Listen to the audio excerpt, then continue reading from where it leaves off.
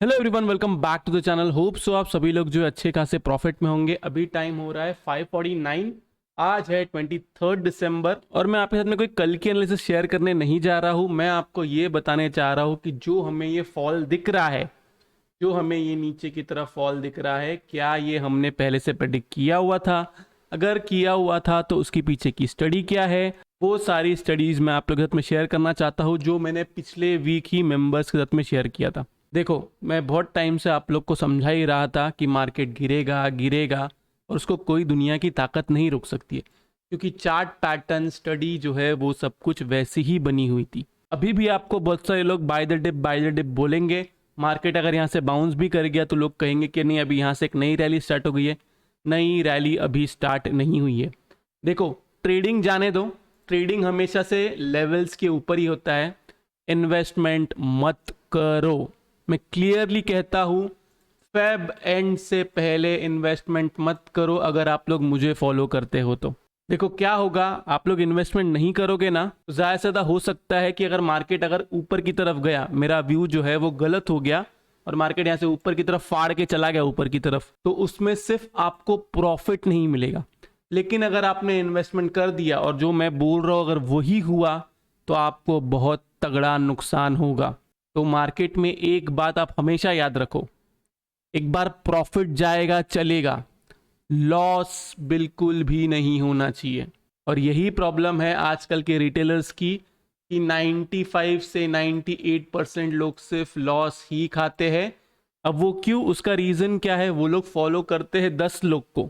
आप खुद ही देख लो, आपका यूट्यूब चैनल आपने फॉलो किया हुआ है 10-20 लोगों को। और मैं ये एक बार भी नहीं कह रहा हूँ कि मैं ग्रेट हूँ, मैं बेस्ट हूँ, मुझसे अच्छा कोई नहीं है।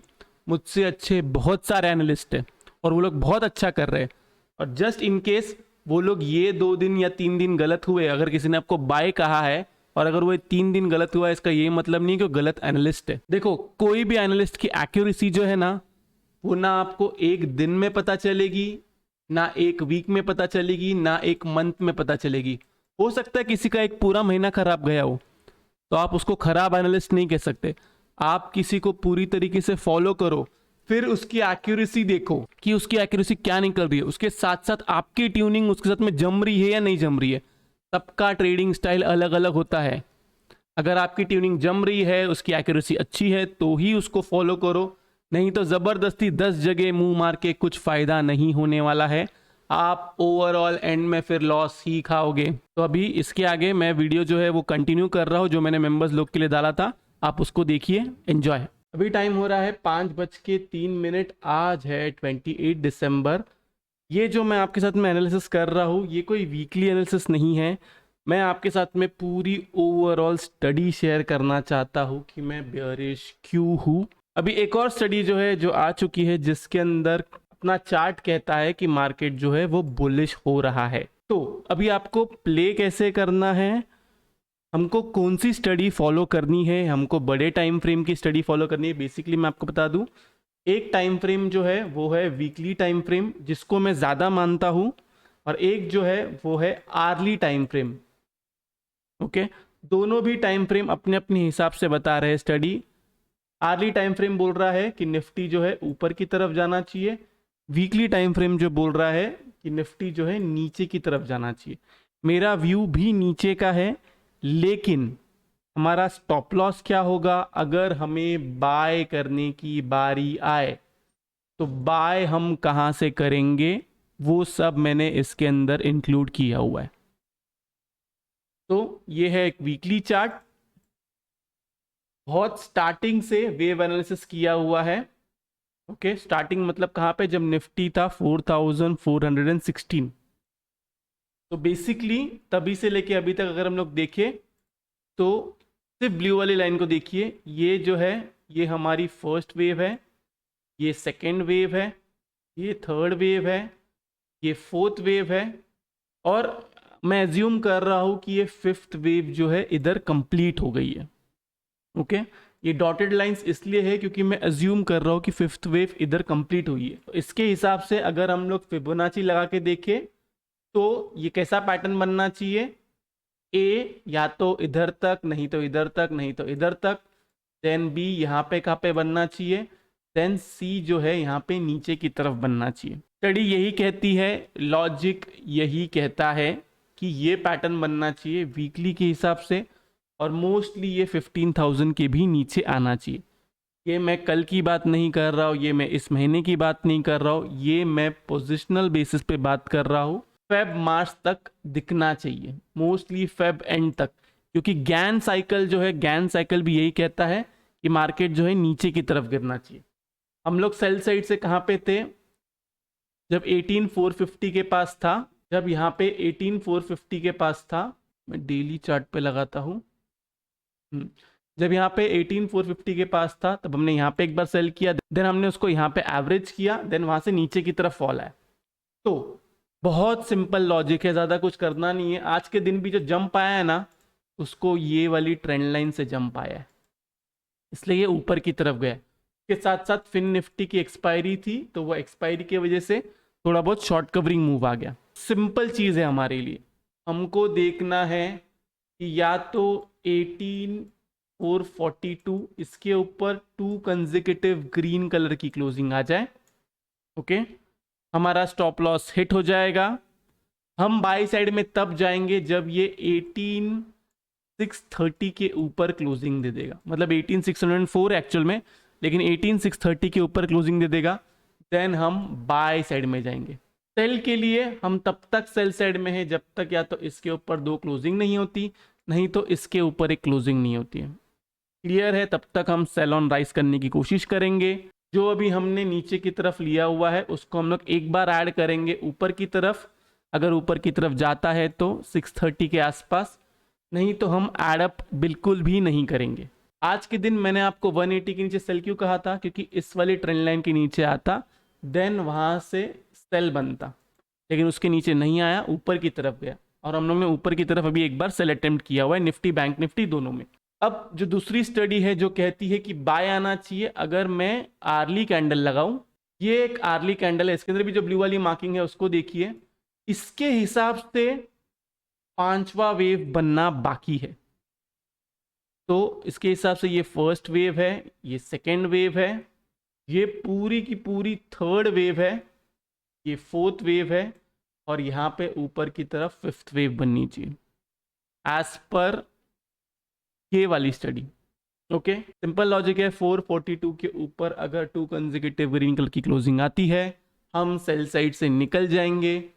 630 के ऊपर जाएगा, हम बाई साइड में जाएंगे, जिसके चांसेस मैं अभी भी कहता हूँ, अभी भी मुझे लगता है कि मार्केट जो है अभी यहाँ से और नीचे की तरफ गिरना चाहिए। और जो वीकली बेसिस पे जो हमारी स्टडी है, वो वीकली बेसिस पे उसने वो पूरी करनी चाहिए। क्लियर है? ये रही निफ्टी की बात। अब हम आते हैं बैंक निफ्टी पे। बैंक निफ्टी यहाँ पे पूरी तरीके से अलग व्यू बताता है। इसके अंदर ये, एक मिनट रुक जाइए, इसको मैं करता हूँ। हाँ, इसके अंदर अगर आप लोग देखोगे तो इसके अंदर आर्ली टाइम फ्रेम पे 1 2 3 4 और ये फिफ्थ वेव बन चुकी है।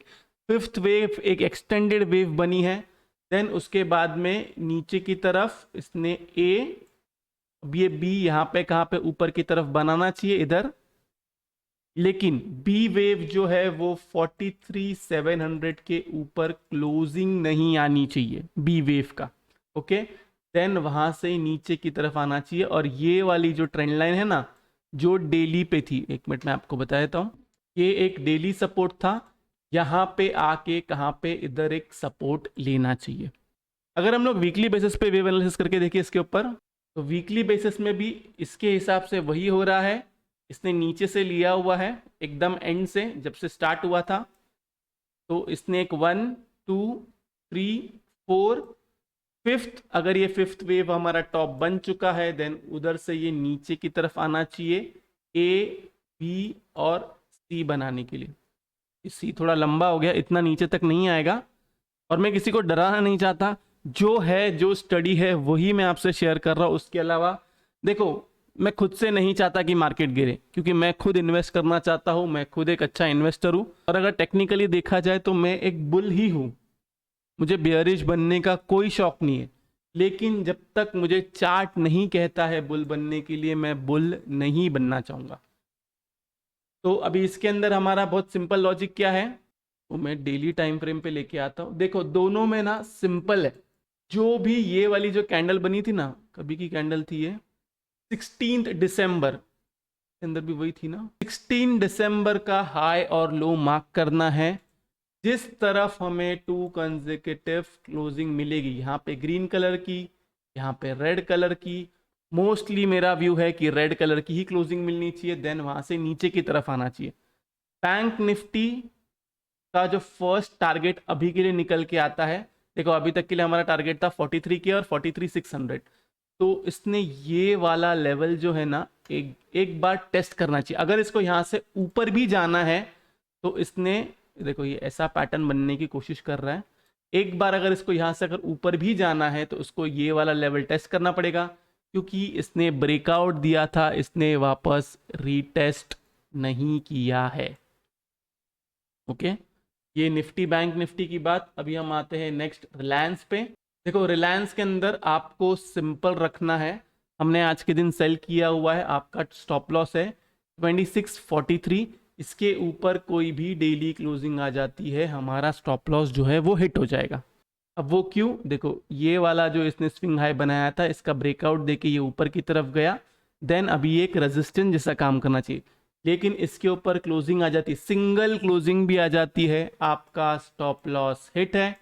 आप बाय वापस तब करोगे जब 2677 के ऊपर जाएगा, उसके ऊपर कोई डेली क्लोजिंग आएगी। सेलिंग के लिए जब तक 2643 के नीचे है आप सेल साइड में रहोगे। नेक्स्ट स्टॉक जो है हमारा अडानी इंटरप्राइजेस, जिसने हमें बहुत ज़्यादा ही परेशान करके रखा हुआ है। देखो एलिट वेव के हिसाब से भी यहाँ से जो है ये नीचे की तरफ ही आना चाहिए। आज के दिन फिर भी इसके अंदर ऊपर साइड का अच्छा खासा मूव आया है। देखो जो स्टडी मेरी सबके अंदर है ना, आरएसआई बेस कह लो या कोई भी बेस के हिसाब से कह लो, वही बेस मेरा इसमें भी है कि इसमें एक तगड़ा सा डाइवर्जेंस है, तगड़ा सा डाइवर्जेंस है, और इसको बाय तो बिल्कुल नहीं करना चाहिए, ये नीचे की तरफ ही गिरना चाहिए। अब वो नहीं गिर रहा है, उसके लिए गाइस मैं कुछ नहीं कर सकता, जो मेरी स्टडी है उसके हिसाब से ही मैं आपको कह रहा हूँ कि इसको सेल करना है। अभी हमने जो कॉल राइटिंग करके रखी हुई है, इसको हम लोग फ्राइडे को, जो भी हमारा अडानी इंटरप्राइजेस का कॉल है ना, उसको हम मैक्स फ्राइडे तक होल्ड करेंगे। अगर ये फ्राइडे तक, अगर ये 3862 के पास तक नहीं आता है, देन हम इसको एग्जिट करेंगे, क्योंकि और मेरे पास कोई ऑप्शन नहीं बचता। जितनी मेरे पास स्टडी थी वो सब मैंने लगा के देख लिया, लेकिन कहाँ से भी मेरे को अडानी एंटरप्राइजेस ये नहीं कह रहा है कि उसके अंदर आपको सेल नहीं करना चाहिए। बाय करना तो छोड़ो, सेल करने कह रहा है, इसलिए मैं आपको बार बार अडानी एंटरप्राइजेस सेल करने के बोल रहा हूँ, नहीं तो और कोई भी रीजन नहीं है। इसके अंदर भी सेम 5 वेव बने हैं, अभी 5th वेव कहाँ तक बनता है वो देखते हैं, देन वहां से इसने जो है अच्छा खासा रिट्रेसमेंट देना चाहिए नीचे की तरफ। नेक्स्ट स्टॉक है हमारा कोटक महिंद्रा बैंक, अंदर मैं आरएसआई निकाल देता हूँ। देखो अभी इसने एबीसी पैटर्न बनाया हुआ है, यहाँ पे अगर आप लोग देखो 1 2 3 4 5 फिर एबीसी, सेम ऐसा ही हमको अडानी एंटरप्राइजेस में ही देखने मिलना चाहिए कि एबीसी पैटर्न बन के वो नीचे की तरफ आना चाहिए। देखो अभी कोटक को आपको कब सेल करना है ना, जब ये वाला लो ब्रेक करेगा ना फर्दर, हाँ ये वाला लो अगर टूटता है देन आपको उसको सेल करना है। नीचे की तरफ आपका टारगेट होगा, फर्स्ट टारगेट आपका निकल के आएगा, छोटा सा टारगेट है 1820, सेकेंड टारगेट आपका निकल के आएगा 1811, और थर्ड और आखिरी टारगेट आपका निकल के आएगा 1791। दैट्स इट, इसके नीचे आपको इसको सेल करना है। अगला स्टॉक है हमारा आईटीसी। देखो आईटीसी ने अभी डेली में ना हैमर बनाया हुआ है, मैंने अभी तक आईटीसी का कोई ट्रेड नहीं दिया हुआ है, लेकिन आईटीसी में भी अगर आप देखोगे इसके अंदर भी सेम एबीसी पैटर्न, आप जितने भी स्टॉक्स जो भी आप लोग देखोगे सब में एबीसी पैटर्न ही बना हुआ है। यहाँ पे अगर आप देखोगे 5th वेव कंप्लीट, फिर ए बी मोस्टली एक्चुअल में इधर तक आनी चाहिए थी लेकिन नहीं आई, और उसके बाद में सी। तो अब आप इसको सेल कैसे करोगे, सेल करने का बहुत सिंपल रीजन है, आज की कैंडल का लो पकड़ो। आज की कैंडल का लो है 336.75, 336 पकड़ लीजिए, एक मिनट रुक जाइए, लेवल क्या निकल के आता है, 336 पकड़ लीजिए। इसके नीचे कोई भी 15 मिनट की कैंडल क्लोज होती है, आपको सेल करना है। नीचे की तरफ आपका टारगेट है 330, फिर 324 और 315। दैट्स इट, यहाँ पे आपको प्रॉफिट बुक कर लेना है पूरी तरीके से। अगला स्टॉक है हमारा एचडीएफसी बैंक। HDFC बैंक के अंदर भी सेम 5 वेव पैटर्न, फिर A B C, मोस्टली ये A, देन ऊपर की तरफ B, नीचे की तरफ C। मेरा जितना टारगेट है इसके अंदर मैं बहुत क्लियर हूँ कि जनवरी तक, मोस्टली तो दिसंबर एंड तक ही या फिर जनवरी फर्स्ट वीक में ये 1525 तक आना चाहिए। जितना मुझे समझ में आता है ये दिसंबर एंड से पहले ही 1525 तक आ जाएगा, जितनी मेरी स्टडी कहती है, क्योंकि इसने ये गैप खाली छोड़ के गया। अगर इसको ऊपर भी जाना है तो एक बार इसको गैप फिल करना पड़ेगा, क्योंकि गैप फिलिंग का एक प्रोसेस होता है, वो प्रोसेस करने के बाद ही कोई भी स्टॉक या कोई भी स्क्रिप्ट जो है ऊपर की तरफ जा सकती है। ICICI बैंक के अंदर भी आज का लो पकड़िए, उसके नीचे सेल कीजिए, नीचे की तरफ आपका टारगेट है 887, उसके बाद में नेक्स्ट टारगेट आपका निकल के आता है 881 और आखिरी टारगेट आपका निकल के आता है 876। यहाँ पे आपको प्रॉफिट बुक कर लेना है, लेकिन आपको सेल कब करना है? आप सेल तब ही करोगे जब वो 895 के नीचे आएगा, और एल्स ऊपर की तरफ जाता है तो जब ये 922 के पास जाएगा वहां से आप सेल अटेम्प्ट कर सकते हो। स्टॉप लॉस आपका ये 922 जो है, इसके ऊपर कोई भी डेली कैंडल होगी। तो अभी के लिए मैं सिर्फ इतने ही स्टॉक्स रख रहा हूँ, इसके अलावा और कोई स्टॉक कवर करने जैसा है क्या? IT स्टॉक्स के बारे में हम लोग कल देखते हैं कि कल हमको कैसे प्ले करना है। एक बार कहाँ पे मेरे को कोई भी टाइम फ्रेम पे एक रिवर्सल दिखने दो, देन हम लोग वहां से सेल करने की कोशिश करेंगे। अडानी पोर्ट्स हम लोग देख लेते हैं। अडानी पोर्ट्स में देखो, अडानी पोर्ट्स ने ये वाला जो पैटर्न है ना, इसका इसने ब्रेकडाउन दिया हुआ है। सेम इसके अंदर भी वही लॉजिक था, इसके ऊपर की क्लोजिंग आपका SL है, वहां से आपको सेल करना है। नीचे की तरफ आपका ये टारगेट था, ये टारगेट हमारा अचीव हो गया है। अब फर्दर सेलिंग या तो आप 857 के नीचे करोगे, और एल्स ये वाला आप एक लेवल मार्क करो। इंट्राडे में अगर इसके नीचे अगर 15 मिनट भी सस्टेन कर गया 879 के नीचे 15 मिनट भी सस्टेन कर गया, सेम 15 मिनट का SL लगाओ, कोई भी कैंडल ऊपर की तरफ क्लोज, वहां से सेल करो। नीचे की तरफ आपका टारगेट है 857, देन उसके बाद में नेक्स्ट टारगेट जो आपका निकल के आएगा वो है 841। दैट्स इट, यही लेवल है। जो लेवल दिया है उसके हिसाब से प्ले करो, और बाकी के अगर कोई स्टॉक्स रहेंगे तो मैं और आगे वीडियो बना दूंगा। अभी के लिए सिर्फ इतने ही स्टॉक्स है जिसके अंदर हम लोग प्ले कर सकते हैं। मारुति, एक मिनट रुक जाइए, मारुति का एनालिसिस, मारुति भी सेम ABC पैटर्न बना हुआ है।